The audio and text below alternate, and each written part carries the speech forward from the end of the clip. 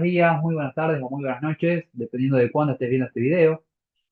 La última clase sincrónica invertimos los últimos minutos en repasar las leyes de Kirchhoff de tensión y de corriente y el concepto de resistencias en serie y en paralelo, y nos habían quedado algunas diapositivas para terminar la primera presentación. Es por eso que les estoy grabando este video. La idea de los últimos minutos de la clase anterior era poder comentarles eh, algunos componentes más. Vimos el caso de la resistencia idealizada y si bien hablamos a lo largo de la clase del concepto de fuente, eh, quedó terminar de formalizarlo y de mostrarles cómo es su esquema y algunas cuestiones más. Así que ahí vamos. Estuvimos trabajando con fuentes de tensión y dijimos que era una fuente que por definición mantenía fija entre sus terminales o entre sus bornes un nivel de tensión independientemente de la corriente que la circule, ¿sí? Si pensamos en su relación Volt-Ampere graficada en dos ejes, tensión y corriente, tendríamos algo así, que la tensión es fija para cualquier nivel de corriente. Y a la hora de esquematizarla en un circuito, a una fuente de tensión de corriente continua, la podemos graficar con un círculo indicando su polaridad y también con dos liñitas. Cualquiera de estas dos formas de esquematizarla es equivalente. Después queríamos ver algo de práctica. En realidad vamos a trabajarlo más como un ejemplito y vamos a dejar de tarea. Dice algo así. Cuando se conecta una fuente de tensión ideal entre dos nudos de una red, la tensión entre los mismos se ve forzada a tomar el valor de la fuente. Y este valor queda fijo, independientemente de lo que ocurra con el resto de la red. Como por ejemplo, veamos el circuito de la siguiente figura, nos propone el libro, que representa una versión idealizada de la batería de un auto y los dispositivos que accionan. Entonces tenemos una fuente de tensión y tenemos distintos dispositivos. Entre los bornes de la fuente, es decir, tanto acá como acá, equivalentemente acá y aquí, tendremos el mismo potencial, 12 voltios. Y tenemos ramas del circuito que se pueden accionar a través de pulsadores, indicando que se encendieron o apagaron las luces, la radio o el circuito de arranque que podría ser de un auto. Y tenemos una corriente total IF, que es la suma de IA más IR más IL. Entonces, como ejemplo, les voy a dejar que lo construyan en Tinkercad. Quien tenga los dispositivos o los elementos para construirlo físicamente, bienvenido, obviamente, pero bien se puede trabajar con Tinkercad el circuito este. Para ello vamos a necesitar una fuente de alimentación seteada en 12 voltios de tensión, tres pulsadores, tres bombillas indicando el arranque, la radio y las luces, y cuatro multímetros, que los vamos a configurar. Uno como voltímetro, ¿sí? Midiendo la tensión en paralelo con todos estos elementos, y tres multímetros más configurados en amperímetro en serie con cada una de estas ramas, midiendo la corriente que se circula. Y de esta manera vamos a poder jugar, si quieren, o ir probando, viendo la corriente que circula por cada una de estas ramas, debería ser, si Kirchhoff tenía razón, la suma algebraica de esta corriente que ingresa a cada una de estas ramas. Entonces, bueno, esto es un resumen del enunciado y nos propone ir viendo qué pasa si colocamos, por ejemplo, limitamos esa fuente de tensión a que pueda entregar 0,1 amper o 0,01 amper. Bueno, lo dejo como tarea. Después de esto, mi idea era comentarles eh, un modelo, si quieren, de una fuente de tensión real, y está entre comillas porque es darle más similitud a nuestro modelo. Sin embargo, hay un montón de otros fenómenos que no estamos teniendo en cuenta a la hora de modelizarlo. Recordemos el concepto de modelo. Entonces, en este caso estamos teniendo en cuenta una fuente de tensión ideal y una resistencia en serie como modelo más próximo a una fuente real. Entonces dice algo así como que nosotros sabemos que en la realidad la batería no es una fuente ideal, dado que la diferencia de potencial en sus bornes va disminuyendo a medida que se incrementa la corriente que entrega. Y algo de esto puede que experimenten con Tinkercad, ya que su modelo tiene algunas cositas de esta en cuenta. Digo esto cuando implementen una fuente de tensión, ¿sí? Esto se debe a que la batería real posee un cierto valor de resistencia interna. Entonces, si vemos ahora la relación Volt-Ampere de esta fuente real, va a tener una fuente, perdón, una tensión asociada, pero va a ir disminuyendo en la medida que incrementa la corriente en su forma. Y esto va a pasar en mayor o menor medida según la resistencia a esta RS sea mayor o menor. Va a tender cada vez más a una fuente ideal en la medida que esa RS, resistencia serie, sea cada vez menor. Bien, sobre interconexión de fuentes de tensión. Pensemos en fuentes ideales, olvidémonos de este modelo un poco más real y volvamos a la fuente ideal de tensión. Tenemos dos formas de interconectar fuentes, en serie o en paralelo. Nosotros pensemos, ¿cómo vamos a ver esa fuente desde afuera? Como si fuera una caja negra y nosotros la miramos desde afuera. Bueno, si las fuentes las interconectamos en serie, significa que el aporte, ¿sí? El aporte de tensión se va a sumar algebraicamente. Ahora bien, la corriente entre ellas va a ser la misma. No vamos a tener un aporte, digamos, de corriente, sino que tendremos la corriente máxima que podrá circular estará limitada por la corriente mínima que pueda entregar cada una de esas dos. Y desde afuera lo vamos a ver como una fuente de tensión equivalente. Ahora bien, pensemos en dos fuentes de tensión ideales en paralelo. La tensión que veremos desde afuera es la misma que V1 y que V2. Ah, bueno, pero esto me hace pensar, no puedo interconectar dos fuentes de tensión distintas en paralelo. ¿Por qué? Porque la fuente va a hacer lo posible por suministrar una diferencia de potencial eh, que quiere imponer al circuito. ¿Y qué pasa si en paralelo le pongo otra fuente de tensión? Bueno, empezará un arbitraje, una puja por ver quién puede establecer su potencial, y si trabajamos con elementos reales, lo cierto es que alguno en ese arbitraje perderá. En el mejor de los casos tendrá un circuito de protección asociado que dirá, no puedo entregar esta corriente, me apago, y en el peor de los casos se quemará alguna de las dos. ¿Qué beneficio tiene? Ojo que esta es una conexión eh, admitida solo si las dos fuentes de tensión tienen la misma tensión. ¿Qué beneficio tiene? Bueno, que el aporte de corriente será la suma del aporte que puede suministrar cada uno. Es decir, yo podría conectar dos fuentes de tensión de 12 voltios en paralelo y obtener una fuente que puede entregar más potencia si la miro de afuera, más corriente, para ser concreto. Bien, un componente sobre el que no hablamos y que quizás no trabajemos demasiado, pero aparece algún ejercicio como para empezar a familiarizarnos, es la fuente de corriente, que por definición, así como la fuente de tensión intentaba mantener una tensión constante, la fuente de corriente va a intentar mantener una corriente constante para cualquier tensión. De hecho, la fuente ideal, que es la que vemos acá esquematizada y acá su relación con ampere, la fuente ideal de corriente va a entregar una corriente constante para cualquier tensión.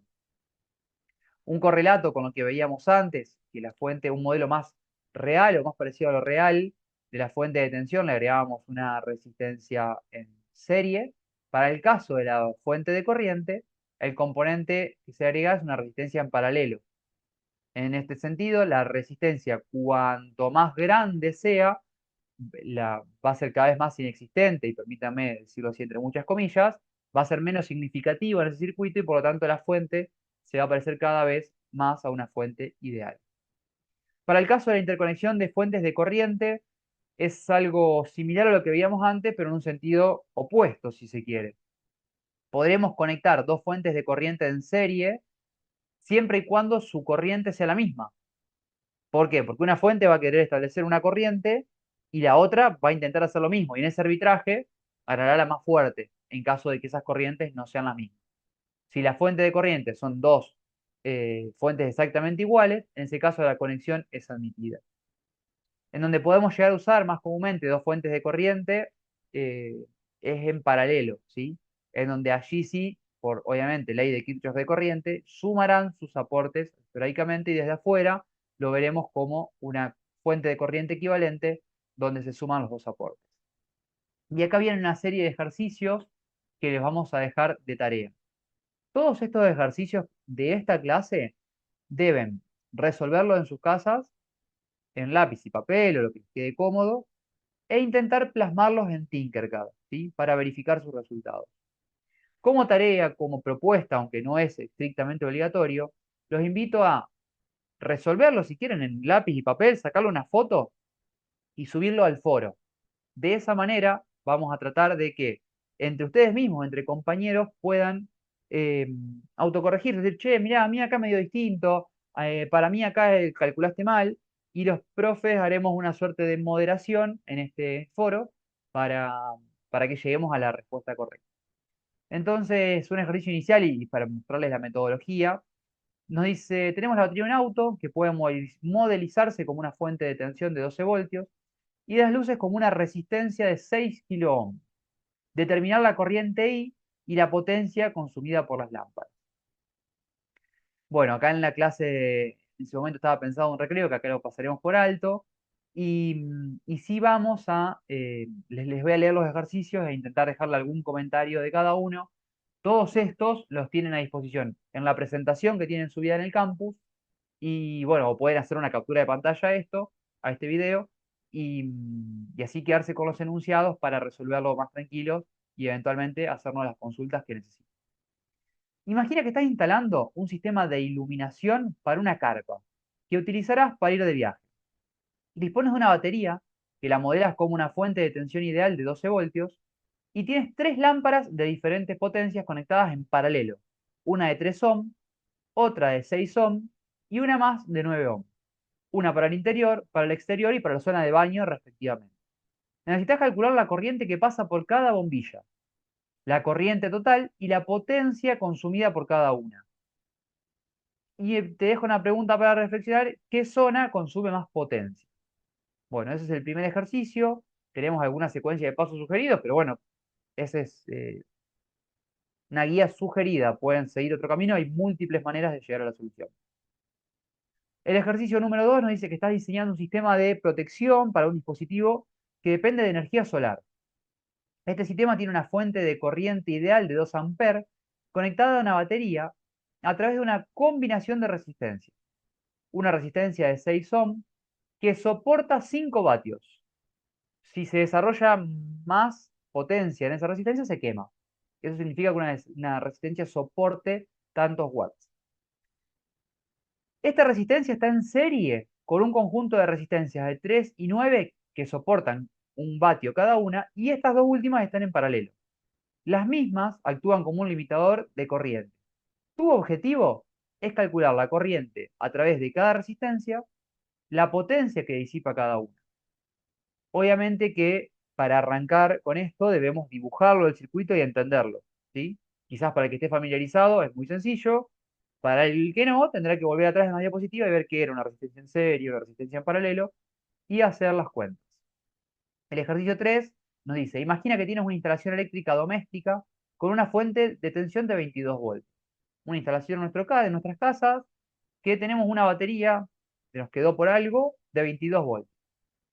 Y vamos a tener tres dispositivos, que pueden ser lámparas o electrodomésticos, que decidimos modelarlos por algún motivo, ya aprenderemos, como tres resistencias. Uno de una resistencia de 5 ohm, otro uno de 10 ohm y el último uno de 15 ohm. Tu tarea es calcular la corriente que fluye por cada dispositivo y la corriente total que sale de la fuente. También queremos saber la potencia total consumida por el sistema. ¿Para qué? Y para ver si esa batería podría entregar o no esa potencia. Si bien acá no tenemos el dato, pero en ejercicio futuro sí van a aparecer y es el objetivo llegar a eso.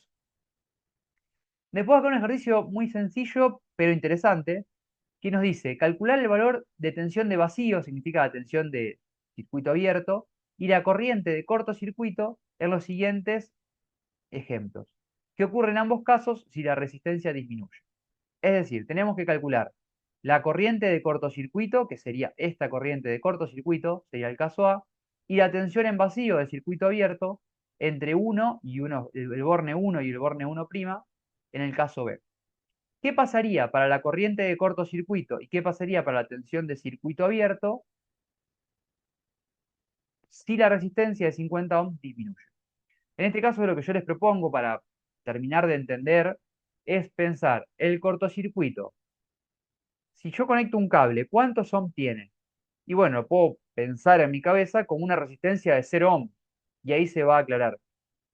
Y el caso del circuito abierto, puedo pensarlo, modelizarlo mentalmente, como una resistencia de un valor muy, muy, muy, muy alto, tendiendo al infinito. ¿Qué pasa si yo ahí conecto una resistencia tendiendo al infinito? ¿Cuál va a ser el valor de la tensión entre esos bornes? Este es un ejercicio muy interesante. Y bueno, algún ejercicio más, calcular tensiones y corrientes que me indica acá la figura. Si pongo una fuente de 50 voltios, ¿cómo calculo la corriente por cada una de estas ramas? Bueno, tendré que pensar. eh, Primero deberías conocer la tensión que tengo acá. Bueno, quizás puedo hacer el circuito equivalente pensando estas dos resistencias en paralelo, teniendo una equivalente, después esa equivalente en paralelo con esta, y una vez que tengo una resistencia equivalente total aquí, puedo sumarla a esta que está acá en serie y calcular la corriente total por el circuito. Una vez que conozco la corriente total por el circuito, esta I1, voy a conocer esta fuente de tensión, esta tensión que tengo acá, y podré calcular esta tensión que se desarrolla acá. Recordemos acá, volvamos atrás y recordemos la ley de Kirchhoff de tensión. Y una vez que conocemos la tensión que tengo en todo este nudo y la diferencia de tensión que tengo en todo este nudo frente a este nudo, podré calcular cada una de las corrientes que tengo acá. Y estrictamente, para comprobar, I1 nos debería llegar a dar como la suma algebraica de igual a la suma algebraica de I1, I2 e I3. Es decir, si sumamos I1 más I2 más I3 más I4, por ley de Kirchhoff de corriente, eso nos debería dar 0. Bueno, otro ejercicio muy similar, con otra estrategia que tendrán que abordar. En este caso tenemos la solución. Y hasta acá llegamos con este cortito video, que es lo que nos había quedado de la última clase. Espero les haya sido de utilidad. Nos vemos más pronto que tarde en el siguiente video, que sí estrictamente el que teníamos pensado como asincrónico.